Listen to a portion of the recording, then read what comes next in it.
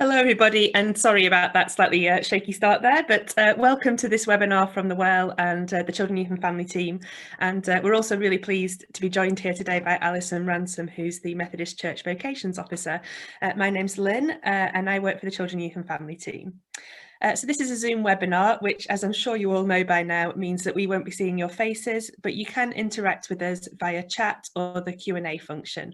So please do use that function if you want to send a message to us, or if you want to kind of share with the rest of the group.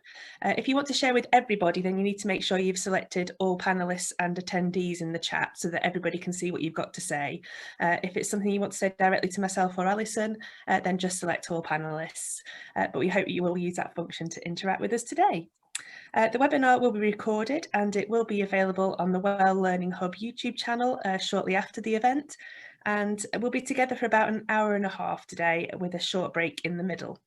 So we're going to start by showing you a very short video. It's a Pixar video. The recording will be paused during this for copyright reasons, but we'll make sure we put a link to the video underneath the YouTube recording once we post that.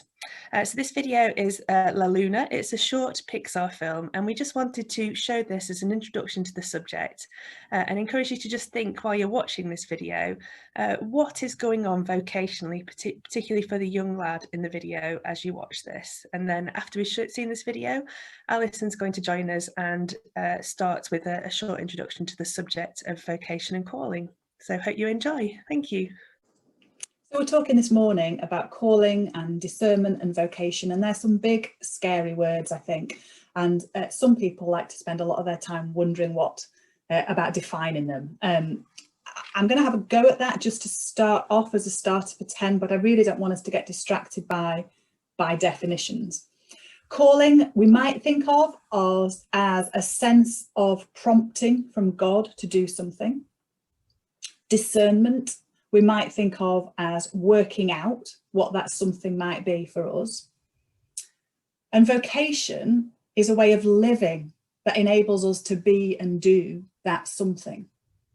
So I offer those just as a starter, as potential definitions, but I don't want us, like I say, to get too distracted by that, because what's much more exciting is cracking on with living our lives. But also what we really want to say at the start of this, that Lynne and I are really clear that when we're talking about vocation with children and young people, we're not talking about the future. We're not talking about what they might do in their careers. We're not talking about a skills audit. It's not about that kind of stuff. Really, it's more about how do we encourage children and young people to do some deep listening to themselves and to God.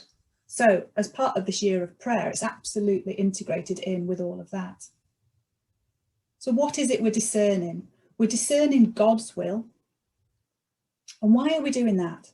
We're doing that because children and young people have particular calls and vocations because they are children and young people. So I want to have a little look, first of all, at younger children, and then we'll move on to adolescent young people. So younger people, they experience the passage of time differently to me as an adult, and that's part of their purpose in life. Children live in the moment. That's therefore part of their calling. That's who they are. So my question to us as church, as to adults in church, is how does what we offer children help them and enable them to celebrate their vocation of living in the moment? Or are we always expecting them to be on our kind of time frame? Another thing about children is that their life purpose in part is to inhabit their bodies and to live as whole persons, as whole people. If our sessions are all craft and no running around, how are we building their confidence in discipleship as the whole of life? And as church, we do, I don't mean in the youth and children's work, but generally in church, we're not so confident around our bodies. But children often are great and they inhabit their bodies really well. That's part of their vocation. That's literally who they are. Another thing that's key about younger children is their vulnerability is part of their life. They can really identify with the gospel. They can really identify with Jesus. They know it to be true. They know what it is to be vulnerable. So how can we validate their vulnerability? Another thing that's a part of children's life purpose is, in part, to play and curious. The little boy that we just saw on La Luna, he was curious when that big star landed on the moon. He was curious about it. He touched it, he patted it, and eventually he knocked it with his hammer and the whole thing was resolved. But also the other thing that happens with play is that it often leads to that thing where children kind of construct possible future selves through their play.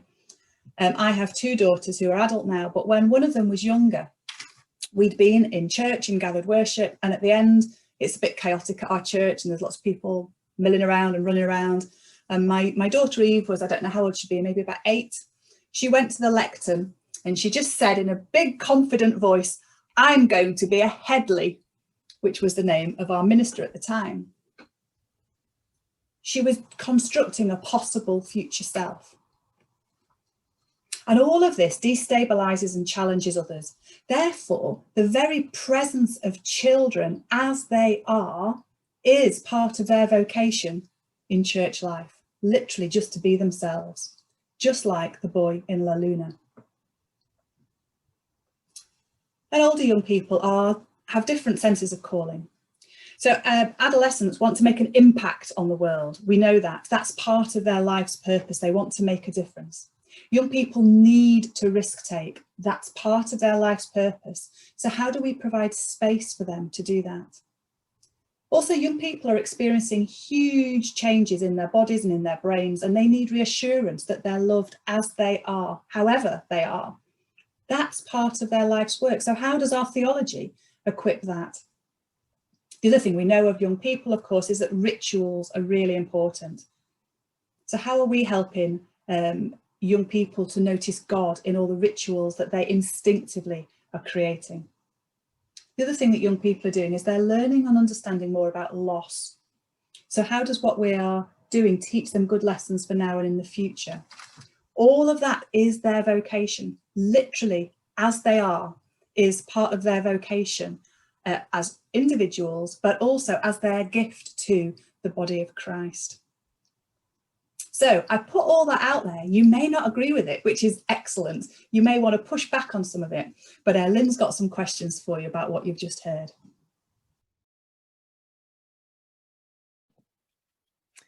Thanks so much, Alison. So we wanted, because we realised that that's quite a bit that we've already kind of thrown at you with regards to stuff to think about, stuff to consider.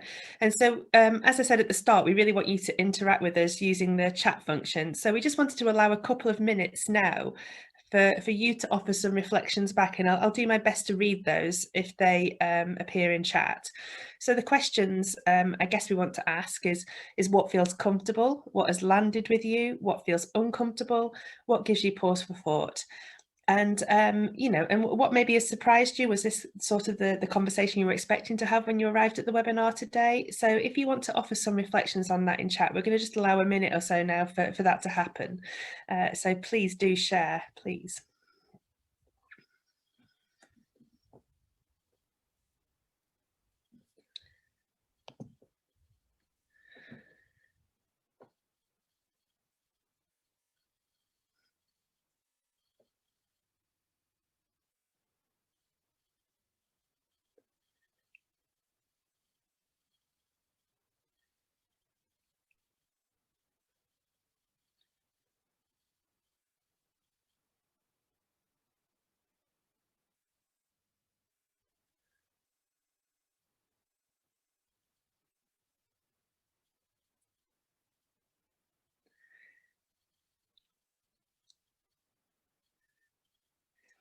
Fantastic. Thank you so much, Lydia.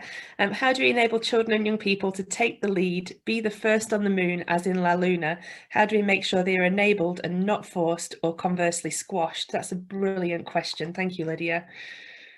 Janice, I've always wanted to know where to start the opening conversation to inspire. Simon, I think what feels comfortable is a reminder that young people in their teens want to make a difference and are idealistic. This enables lots of opportunities for growth.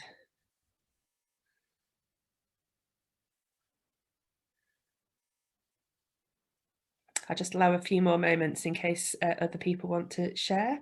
And Alison's quite rightly pointed out, we're going to move on to talk about some of the stuff that Janice raised later on in the webinar. Brian says we need to be intentional about giving young people opportunities to take risks and saying it's okay to fail.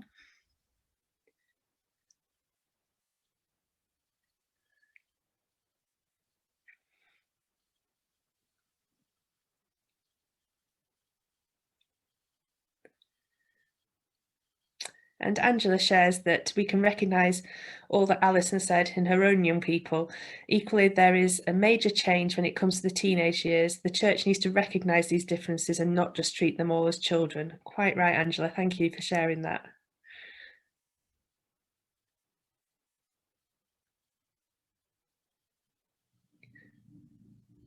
Please do keep sharing your thoughts in chat. Wendy says we need to allow children to be themselves and not always inflict our views, thoughts and ideas onto them. Very much agree with that. Thank you, Wendy.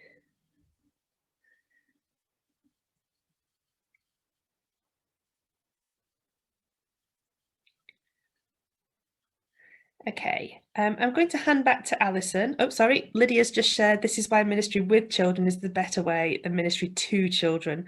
This is a two-way learning process. Yes, thanks very much, Lydia. So I'm going to hand back to Alison now, and she's going to lead us through some more things to think about. Well, for engaging with some of that. So we're going to move on now and wonder, what does it mean to seek God's will? Because we're saying that that's really important. So I think, first of all, we want to say this is about relationship, and it's not the boss-employee relationship. It's more the life partner relationship, because the boss-employee relationship is about, well, we're at work to get the job done. That's usually not why we're in long-term committed relationships with another individual person. It'd be a bit odd. The reason some people go into long-term committed relationship, into life partnerships, is about getting to know the other person really well. And in due course, we get to know the person so well that we know what they need and want from us, sometimes before they need to ask it. And that's really, in a sense, what we're about here. It's that image. It's about a real relationship, a meaningful relationship with God. That's what exploring our vocation really is all about. What we do as a result of that is kind of secondary. So it's like I said earlier, this is integrated in with prayer and spirituality and discipleship. We can't see vocation separate from those things. There's a theologian called Walter Brueggemann, who I think is brilliant. And one of the things he says is that he refers to God as the caller and us as the called. And then he says, when we are in a dynamic relationship, and he's got a visual in one of his books of arrows in relationship with each other. When the caller and the called are in a dynamic relationship, what emerges is the vocation. And I think that's really helpful. So when the caller and the called are in a dynamic relationship, what emerges is the vocation. And that then makes me think of that stuff about God in relationship, God as community. For those of you that have read or watched the film The Shack, it's got, not a massive fan of it, I have to say. Some people are huge fans of it, but the bit I did like about it was seeing God in a relationship with God's self, with Father, Son and Spirit. And one of the Greek words for that is perichoresis, and it's kind of like a dance of love. It's a relationship that's going on with God, and we're invited to join in with that, in that dance of love. So that's the kind of place that we're going to when we're wondering about a theology of vocation. And the other thing I think that I would like to suggest, and I don't know how this lands with you, but I want to suggest that rather than talking about God has a plan, because I wonder if that leads to a passivity in us as disciples, but instead if we think about God being active and inviting us into a relationship, rather than God having a plan and he's keeping it a secret from us, and our job is to try and work out what it is. I don't know, there's something about that feels a little bit, to me feels a little bit mean. Why would God make it so hard? So I offer that as something to ponder around vocation. And then I think one of the Bible passages, which is, I'm not sure how well it's used Often it's used when we're having conversations about vocation, but I love it. In Luke chapter 17, verse 21, I know that because it's written down, not because I'm one of those people that can remember Bible passages, but Jesus says, the kingdom of God is within you. If we're looking for our life's purpose, then one of the places to look is within. And we do that well when we do that accompanied with Jesus at our side.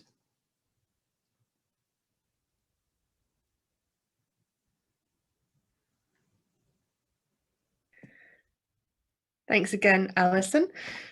We're going to move into a time where you can kind of participate in an activity, possibly one that you could also use with the children and young people that you work with. But it's basically based on the idea that the Methodist Conference Report on Ministry in the Methodist Church 2018 says, what we believe about the nature of God and our response to God's call will shape the way in which our ministry is understood and expressed. We're going to try an activity now that you could also, as I say, run with your children and young people, and we will play some music while this activity takes place. You've got plenty of time, so you will need possibly a pen and a piece of paper, or you could just sit there and ponder this question. And basically, we just want to ask you the question, who is God? What is God like? So we're going to play some music, and you've got the entire length of the song to take time and ponder that question. Who is God and what is God like? And then perhaps you can go further and think, and what does that mean for our calling, and how does that shape the way in which our ministry is understood?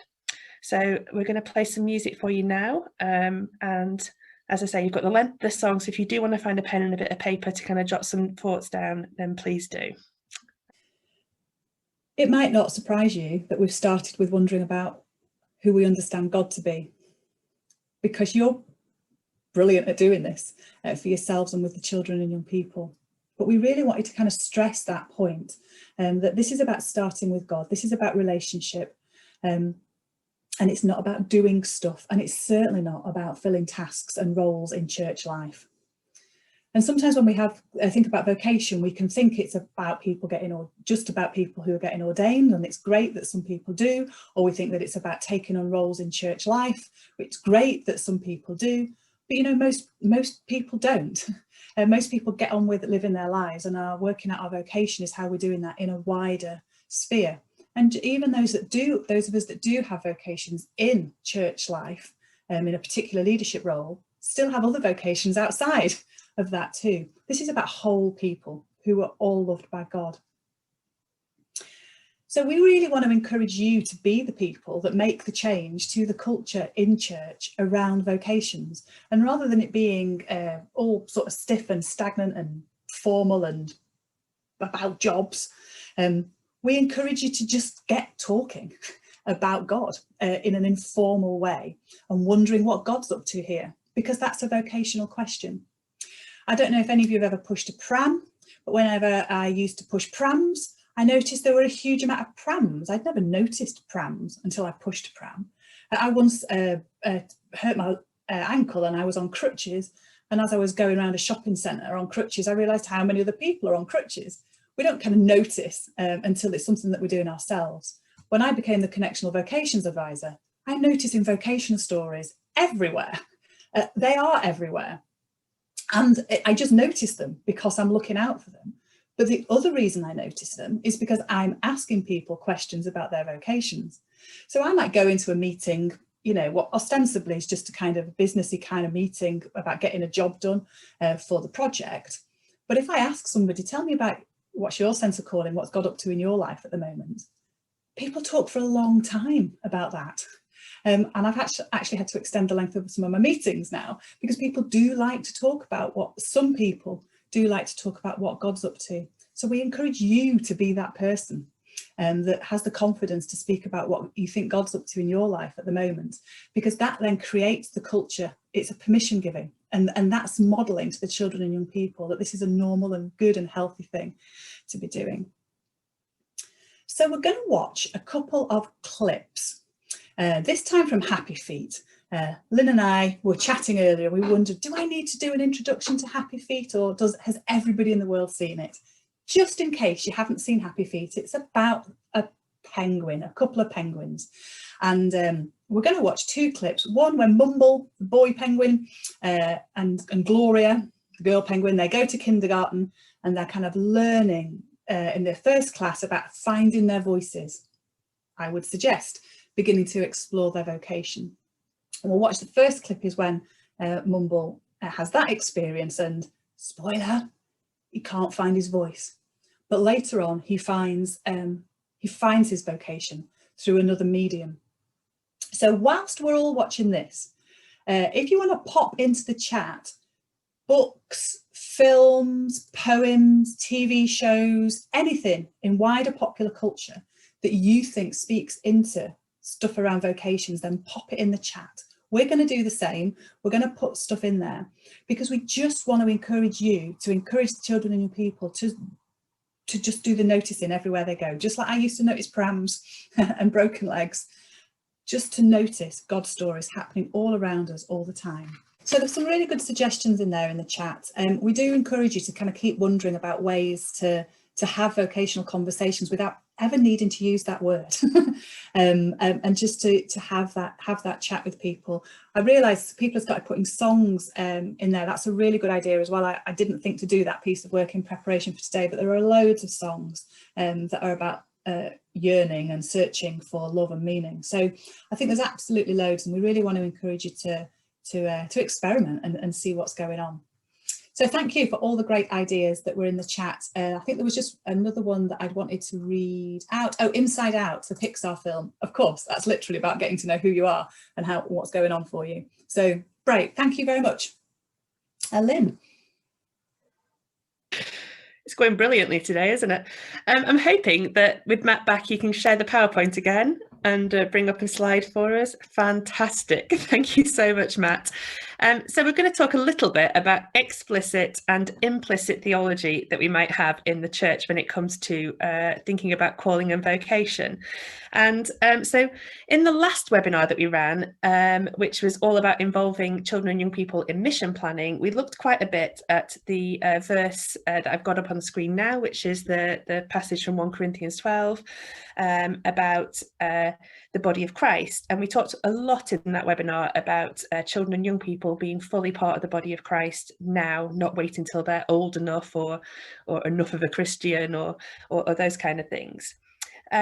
I think we could also point as well to another Bible passage. If we can move on to the next slide, please, Matt. Thank you very much. From 1 Peter 2, verses 5 to 9. This is a slide, it wouldn't all fit on the slide, so I've chosen kind of highlighted bits, which is about the idea of the priesthood of all believers, which is, I think, one that resonates particularly with Methodist theology. So, like living stones, let yourself be built into a spiritual house to be a holy priesthood, to offer spiritual sacrifices acceptable to God through Jesus Christ. For it stands in Scripture, see, I am laying in Zion a stone, a cornerstone chosen and precious, and whoever believes in him will not be put to shame. To you then who believe, he is precious.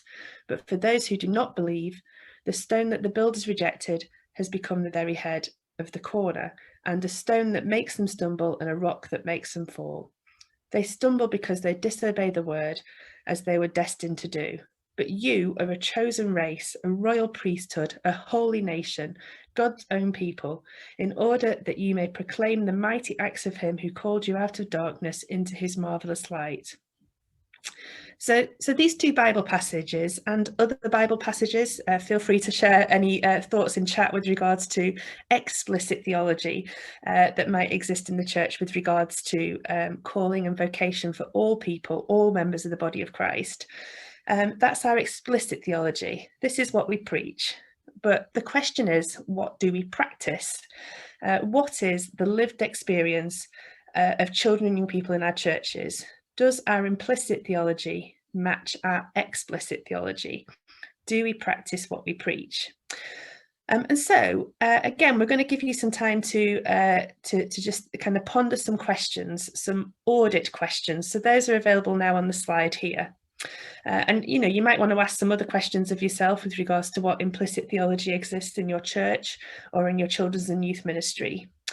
So whose stories get put in the church newsletter? which roles within the church and within people's working lives and in people's homes and families do we pray for?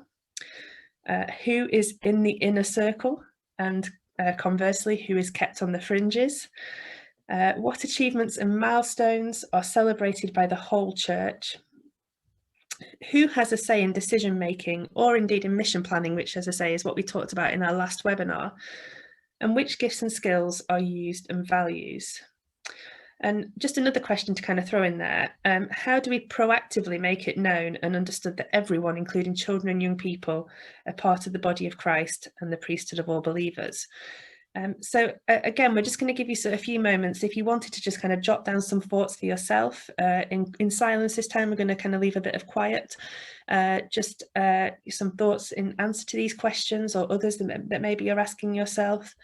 If you want to share in chat any other thoughts about Bible passages that are part of our explicit theology, then please do.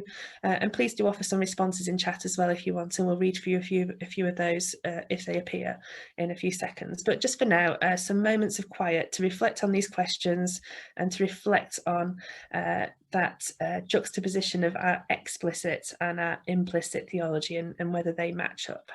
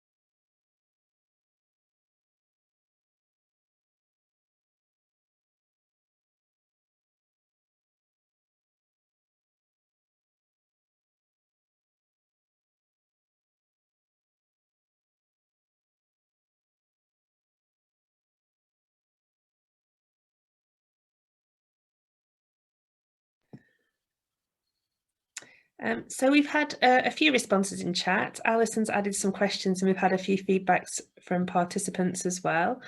So let me just share a few of those.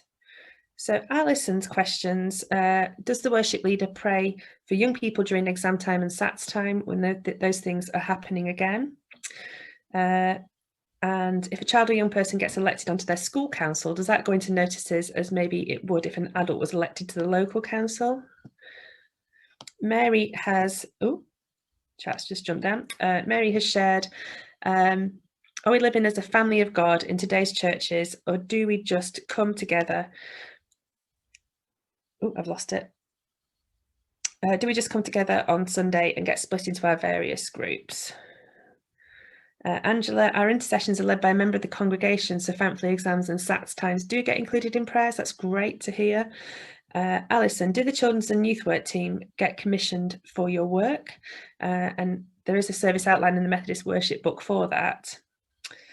Angela, when I lead worship and children, when I lead worship and children would leave for their separate activities, I always use a prayer of blessing, endorsing the fact that we may be in different rooms, but we're still part of God's family. Wendy has shared that they have a separate prayer for children and young people before they leave for Sunday school, but we do also include them in other prayers as well.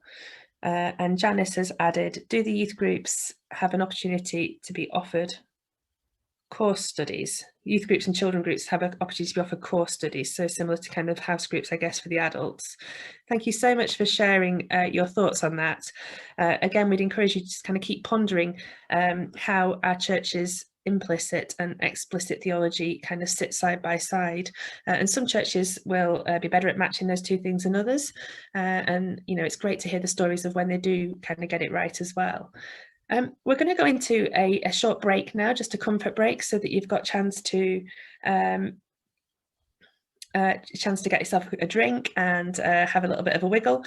Matt's going to put a counter up on the screen. We're going to give 5 minutes for a comfort break, and we'll see you back when you've had a chance to stretch. Thank you. Welcome back. I hope you've had a bit of a leg stretch. And it's really important that we engage with the Bible when we're thinking around vocation. I'd like to share with you one of my favourite stories in the Bible, which is the story of a woman called Rahab. You'll find it, the first part of the story, in Joshua chapter 2. And there's a bit more, a couple of chapters on. So what's in terms of the timeline, Moses' ministry is finished. Moses just died, and the Hebrew people are beginning to find out who they are, work out what's going on. And the Hebrews sent some spies into the land to see if it had giants or if it was the land of milk and honey. And the spies went into this town and they needed to hide, and they hid in this woman's house. Then the king suspected they were there, and he sent his soldiers in to see if they were there, but she'd hidden the spies under the grasses on her roof. And the next day they were able to escape over the wall. And in return, she was saved when the Hebrews did invade. So that's a summary of the story of Rahab. There's a wide range of people in the Bible who are called by God to something. So we're going to invite you now to think of a Bible character who's called by God to do or be something, but choose somebody who you would want to invite round for a meal, either because they're interesting or you think you'd get on with them, or because you really don't like them and you want to find out a bit more about them. So have a think about a Bible character that you will want to engage with. So I'll just give you a moment, and you can't have Jesus, that's cheating. So somebody else. So think of a Bible character you'd like to have around for a meal. Now, if you've still got your pen and paper, we invite you to draw that person. So it could just be a stick figure or like a gingerbread person outline, but a representation of that Bible character. So if you want to jot that down.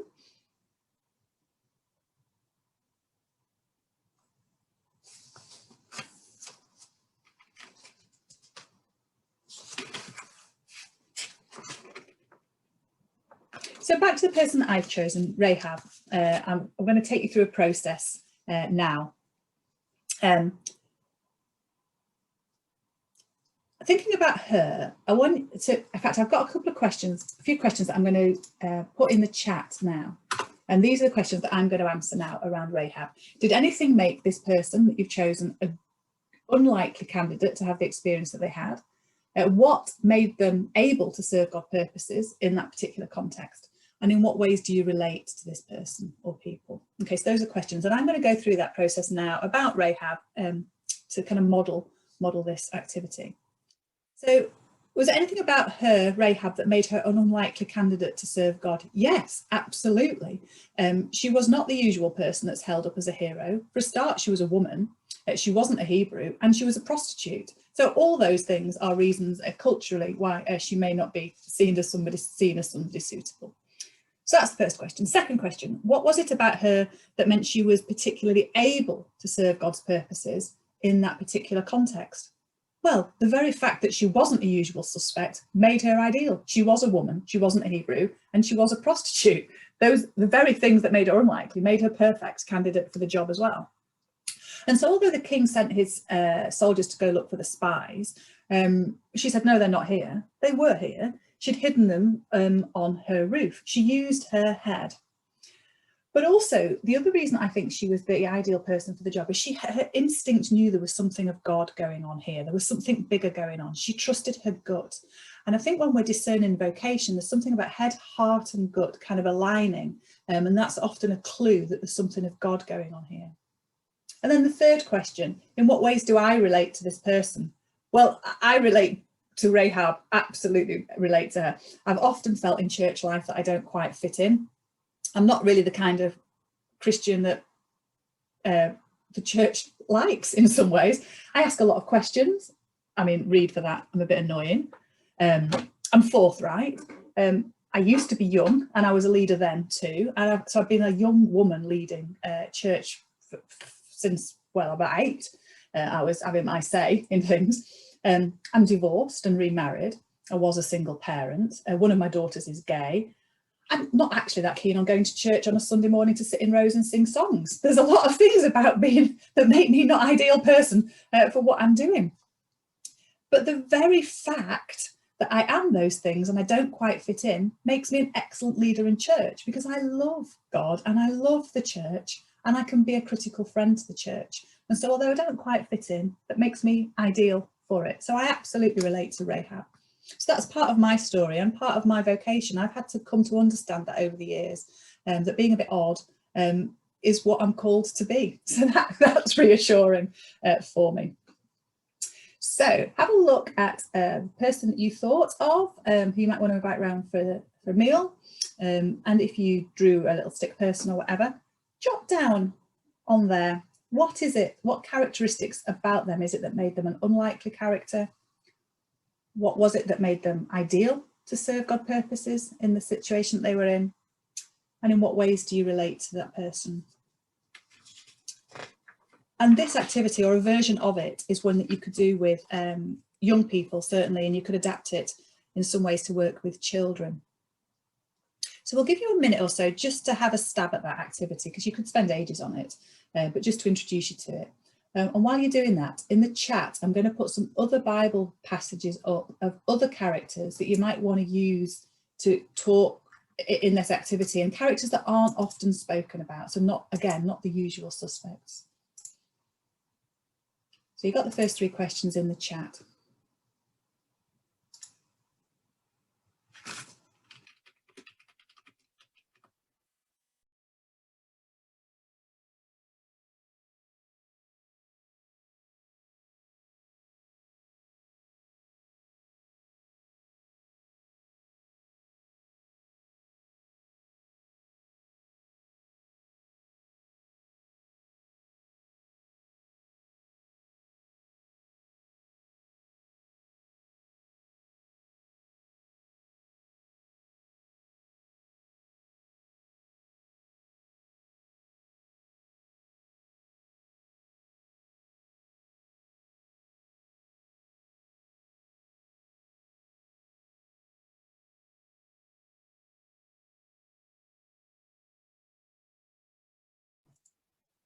So some of the stories that are being suggested here in the chat, one is Gideon, one is Lydia in Acts. There's a great one about a donkey, Balaam's ass, which is about 3 chapters in the book of Numbers. The rich young man is good, Samuel, of course.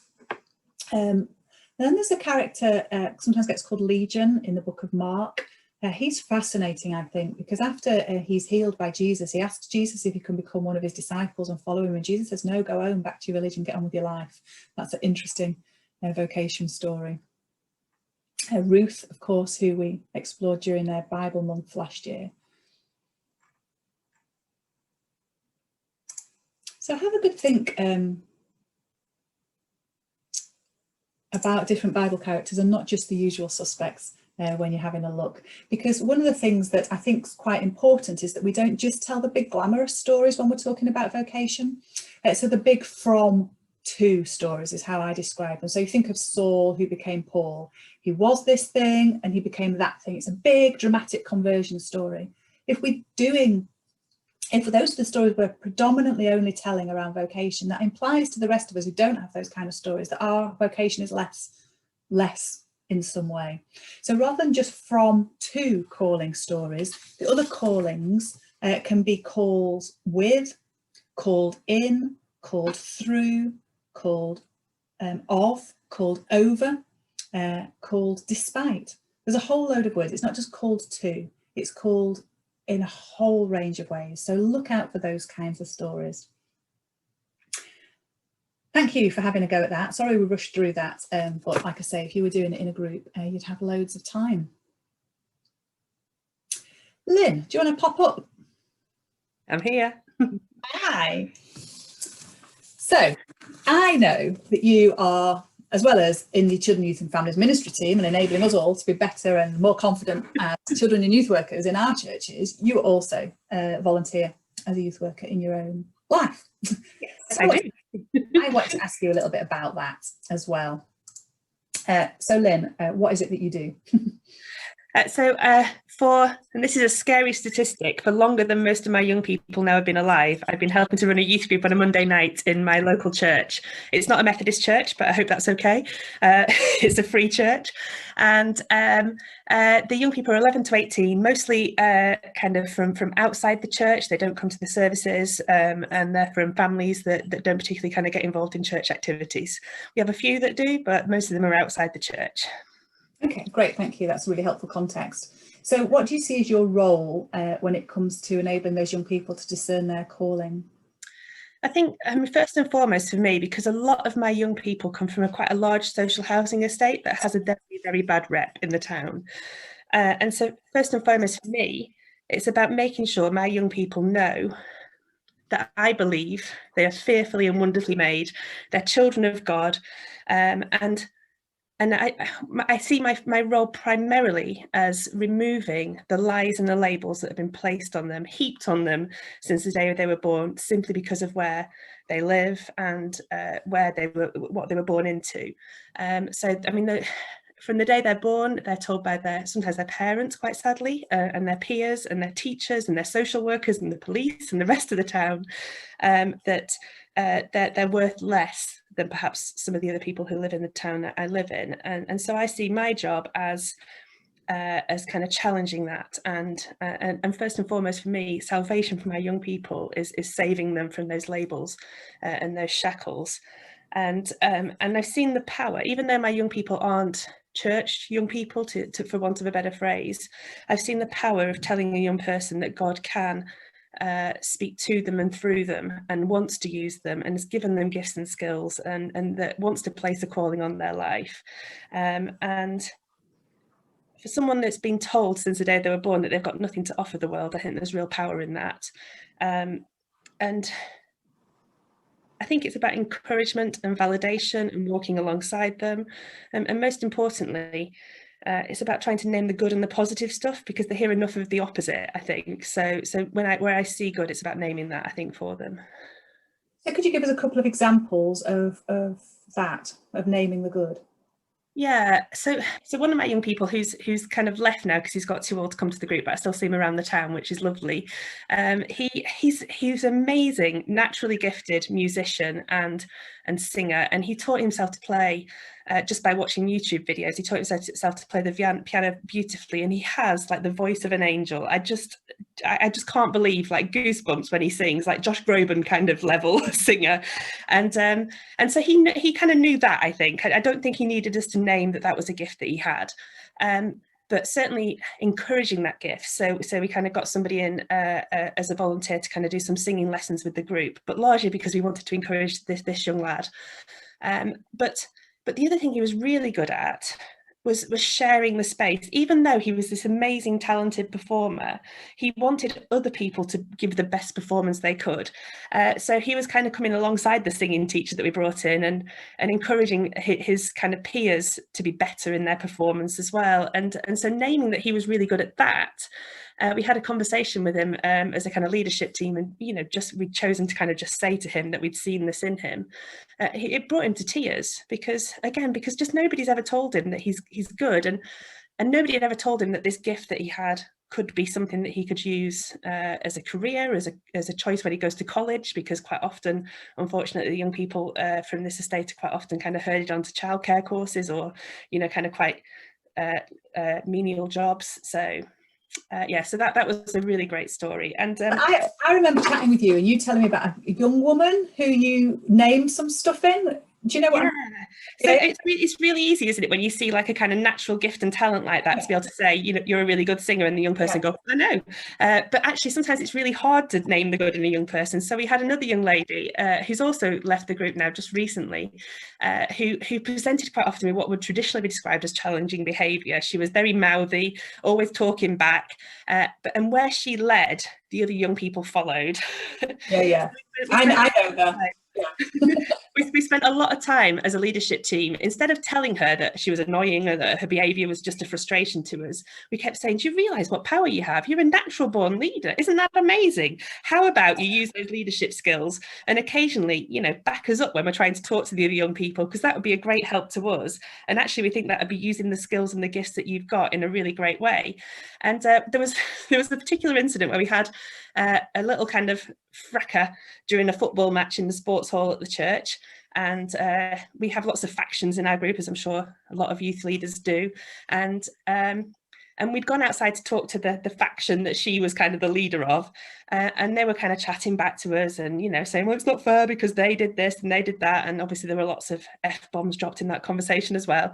And this young lady just kind of piped up and said, will you just shut up and listen to what Lynne's saying, because she's talking a lot of sense and you just need to listen to her. And it was like, yay, the message has dropped. She's actually kind of listened to us when we said, as I say, there were probably some like non-family friendly words in that conversation, but the general gist was that she'd kind of heard what we said and embraced the fact that she had that role to play, which was awesome. So yeah, I love that story. Great, thank you for sharing that. And there's some people in the chat going, yeah, good story, that is a good story.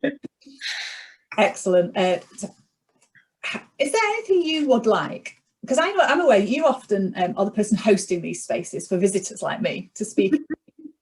What do you want to have the opportunity to say around young people and vocation?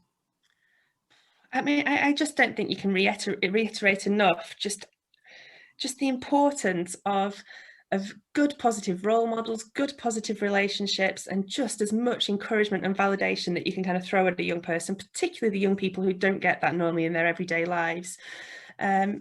So, I mean, we try to kind of go above and beyond. It's not always easy because we're all volunteers in the leadership team, but we've done things like sit down and fill out UCAS forms with our young people. We've taken them to college open days because their parents wouldn't. We've put kind of forms and leaflets and brochures in front of them and essentially nagged them, I guess, but hopefully in a positive and helpful and encouraging way.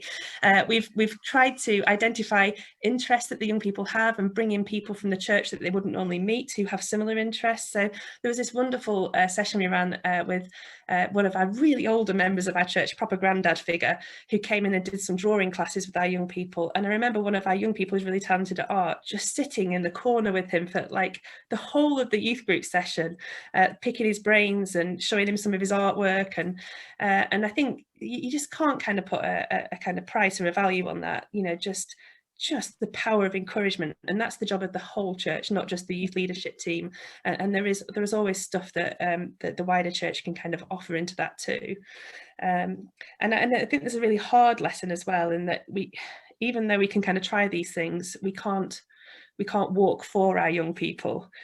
We can only walk with them. And sometimes a young person will kind of leave the youth group and you won't know the outcome of those conversations that you've had. And sometimes they'll make decisions that you just don't understand or you disagree with. And you just have to kind of find a way to be okay with that, because at the end of the day, it's their life. And that's a really hard thing to do, I think, as a youth leader as well. So great, thank you for that. Thank you. That was really interesting. Really loved listening. Yeah, I love talking about my young people. I love them to bits. I miss them. I'm sure everybody else misses their young people too. It's so hard, isn't it? Great, brilliant. Thank you so much for those great stories. Is it my turn to quiz you now, Alison? Yeah. Fantastic. So Alison, you're our Vocations officer in the Methodist Church, and I'm sure there are lots of things that people can do to explore vocations. What things have you found helpful that you can offer to our participants today? I think that I want to go back to prayer again. So I don't think we can have the vocations conversation without teaching each other how to pray. And I think I was under the illusion for many years that if I got holy enough, then I'd be able to pray better. Wrong with that sentence.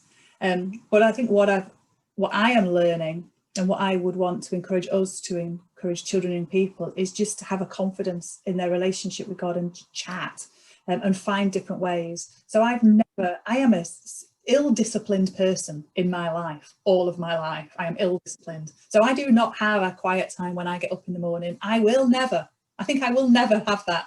I am not that person. But for example, one year I looked every day for a beautiful thing, and that became my prayer, looking for today's beautiful thing. And from that I actually learned how to pray, and it kind of developed from there. So I think explore, and then pennies started to drop around my sense of vocation. So I think I would say prayer. Fantastic, thank you. And you get to meet Methodists all around the connection in your role, which is fantastic.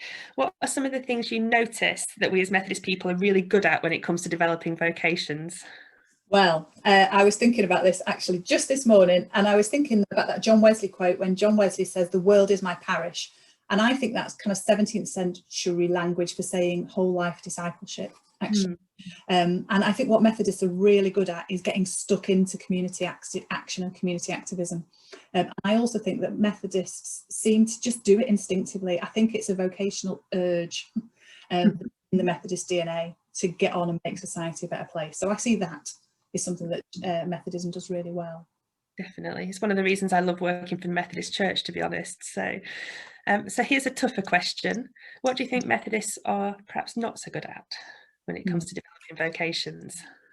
I think Methodists are maybe not as good at being intentional around vocational stuff and just letting the instinctive stuff happen. But I also don't think that and I am a Methodist, I don't think we're a very confident people to talk about our own sense of calling. And as I kind of alluded to earlier, or said earlier, because of my job title, people talk to me about their sense of calling. And that's taught me to be more confident to ask people their calling stories. And I am astonished how many people want to share them. So, and I think someone used the phrase creating breaking bread moments. And that's nice, you know, to seek in our relationships with people, to create sacred space, to create breaking bread moments in relationship, to have conversations of God. So that's the stuff I think we're less good at, do that. Fantastic. And I know that this webinar has landed really well planned, really at a really good time. And we didn't even plan this, but it just happens to be that we planned this webinar in months ago. And there's something really exciting happening from a vocations perspective in the Methodist Church starting this Sunday, isn't there? So do you want to tell us a bit more about that? Yeah, I'd love to. So it's Love This Calling. I've got it on my light box.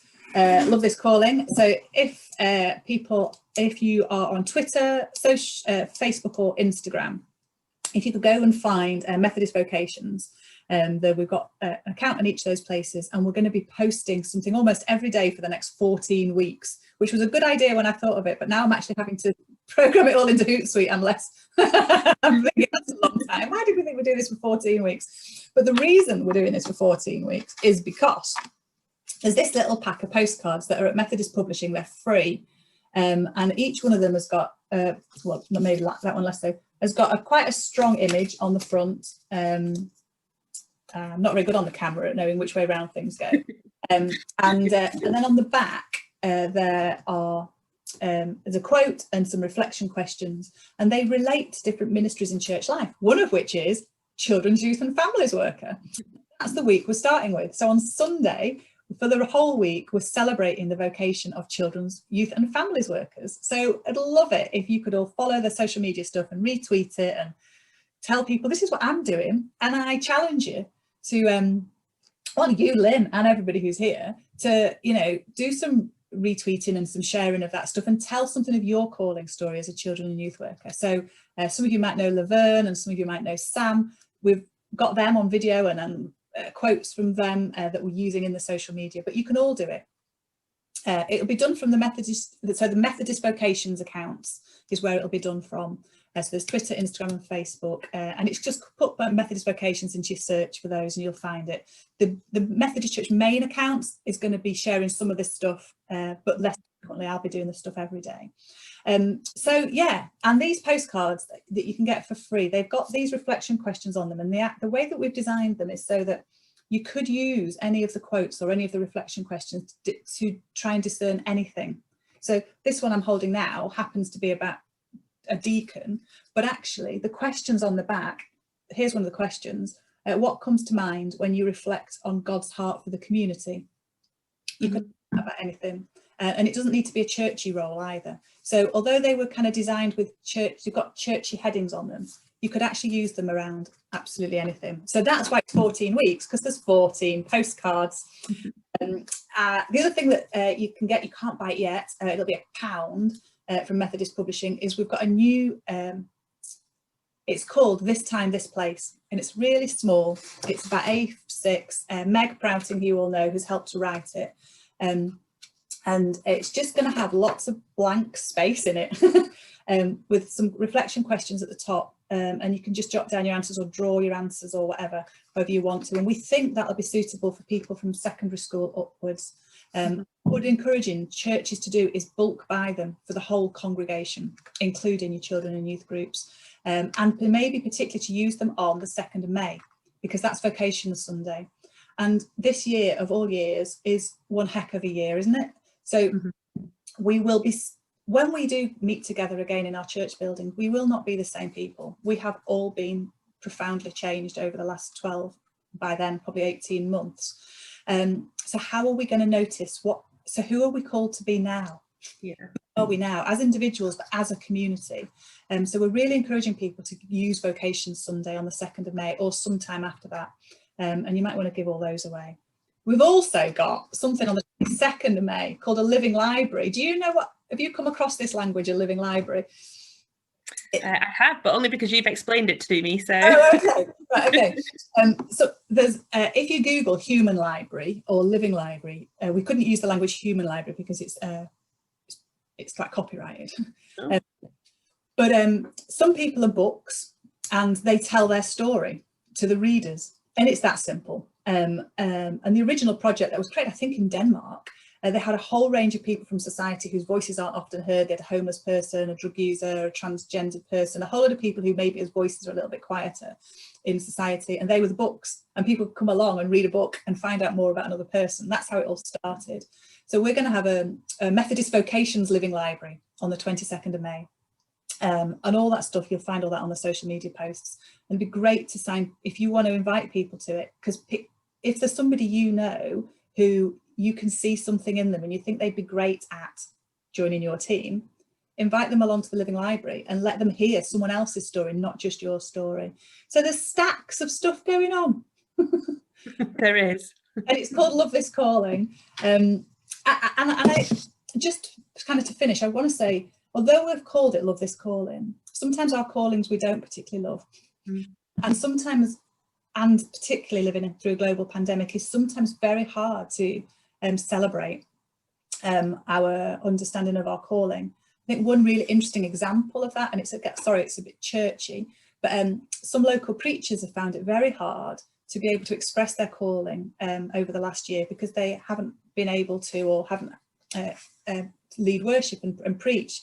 For some people, because they're not comfortable in the online place, or because others have the plan's been abandoned or whatever, so some people have felt like their calling has, some children youth workers were furloughed, so there's a whole load of reasons. So though it's called Love This Calling, I don't want people to think it's all super positive always, obsessively. I think it's grounded in the real world that we find ourselves in.